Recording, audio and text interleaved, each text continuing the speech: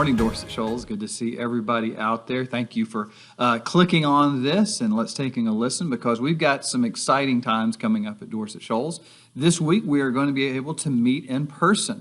I know this is something that I've been looking forward to a long time. I know on Thursdays I come up and preach to the chairs. I'm sick of doing that on Sundays. So the good thing about it is we're going to be able to have our church with people this week. So I hope that you are planning on coming and that you will look and make sure that you sign up on our reservation form, and we'll talk about that a little bit later. But the big thing about it is this: I'm excited to be back, but there are some precautions, some procedures that we're going to have to be doing. So you can look on Facebook and you'll see some of these. You look at the email that we send out on each Monday. I just sent it out just a little while ago.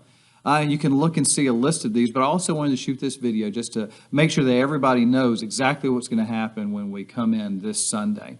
Well, first of all, you're going to have to maintain your 6-foot social distancing. Now, of course, this doesn't concern families or people who are cohabitating together. You know, if you've been, with your grandson and your grandmother live together, they don't have to 6-foot distance because, of course, they've already been exposed to one another, if you want to say that. But when it comes to people who are not in your family or you're not living with, you have to maintain that 6-foot social distancing. So the hard part about that is going to be when we see our friends we haven't seen in a long time, we're going to want to hug them. We're going to want to, come up and give them a fist bump or something. Remember, it's got to be 6-foot distance for people to be in the church together. So maintain that 6-foot distancing. Also, we're encouraging people to wear masks. It isn't optional at this point. But if you do have a mask and you want to wear one, please feel free to. If you come and you say, you know what, I don't have one, we have a couple of disposable ones here. And you can see a person who's going to be at the front of the church when you come in, that they can help you with that. One thing that we do ask, too, is that everybody is going to come into the main entrance of the church. I know a lot of times people are like, well, I always come in the side. I park on the side, I come in the side. We're going to ask everybody to come into the front of the church this time because there's some things we're going to have to do at the front of the church. So everybody come to the front of the church at this time. One of the things when you are in the sanctuary, a couple of things that we're asking is, of course, families, you can sit together. And if you are a family, we're going to ask that you sit on the side. Our sanctuary, we have 3 different sections. We have a right section, a left section, and a middle section. What we're going to ask is for our families to sit on the side sections, either the right or the left. The reason we do that is because we have to have 4 chairs between people who are not related or people who are not cohabitating. And so what happens is on the sides, if you just simply have 2 people on the side chairs, that whole row is blocked off. So families, please sit on the side because you're going to take up the whole row anyway. And then the middle section, we're going to put that for couples, for individuals, for people who we can set multiple people on there because there's a lot more chairs in the middle. So please do that if you will. Also, we're going to say this, the bathrooms, they're open, but we're going to ask that you just use those in an emergency only.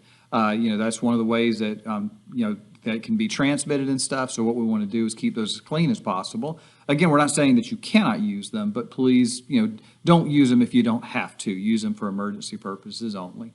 One of the things, when you do arrive, what we're going to ask you to do is that when you come to the front of the church, when you come to the front of the church, what's going to happen is you're going to have people there. We ask that you don't congregate together because there may be a row where people are waiting to get in. Please maintain that 6-foot distancing. But you'll have people who will bring you in by family unit. And what's going to happen is when you come in, you will have your temperature tested.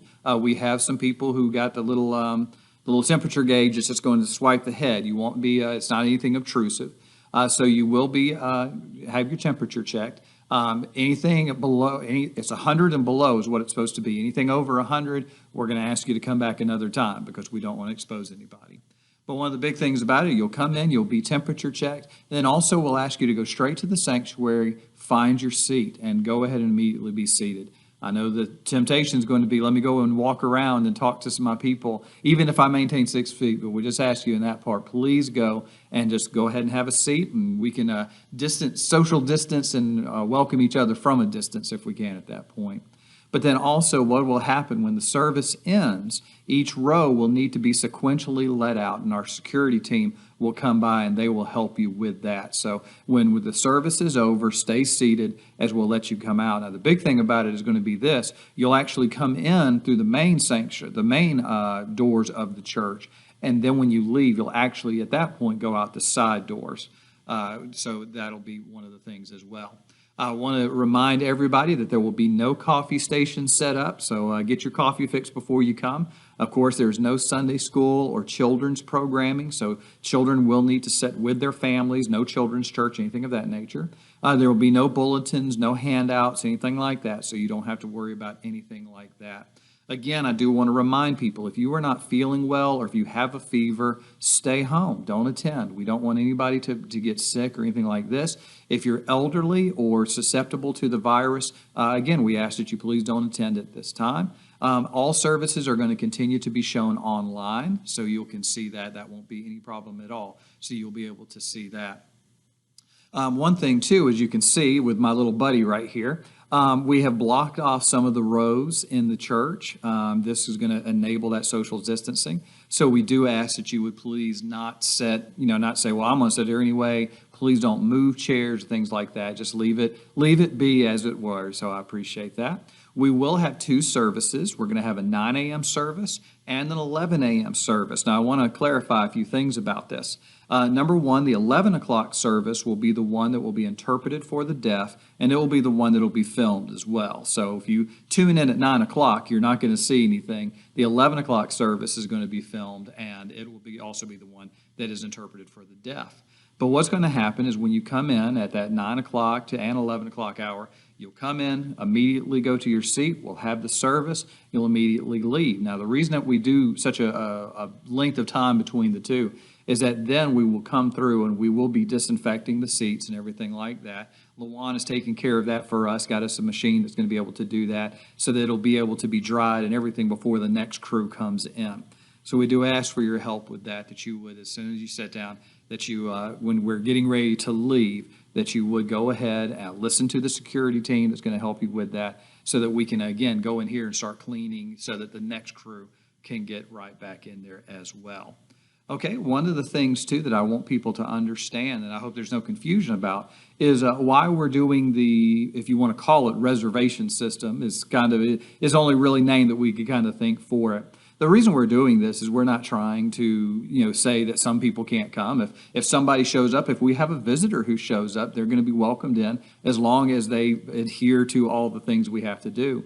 The big reason that we're asking people to sign up and to make this reservation is so that we will have an idea of how many people are going to be here. One of the things that we did originally, we thought that we could have 70 people. Which we talked, we kind of have an average, say around 200 people that can fit in here comfortably. We knocked that down to half, which was 100, and then we even knocked it down a little lower to 70. Well, we thought that was going to be enough, but when we did the Ron Cummings Memorial Service, we had around 30 or 35 people in here, and we saw that it was a little more crowded than we thought, so we had to knock that number down to 50 to ensure the 6-foot social distance. So the reason we're asking people to sign up for the reservation is that we'd be able to see how many's coming and be able to set up, if we need an overflow room, to make sure that we do that. So we're not trying to exclude anybody from church by any means. We just want to make sure that we know who's coming. And also one of the things about it too is that we'll also know who's there so that if the worst case scenario happened, that we had, someone in the sanctuary had COVID, we could inform all the people and we would know who exactly was there because of the reservations.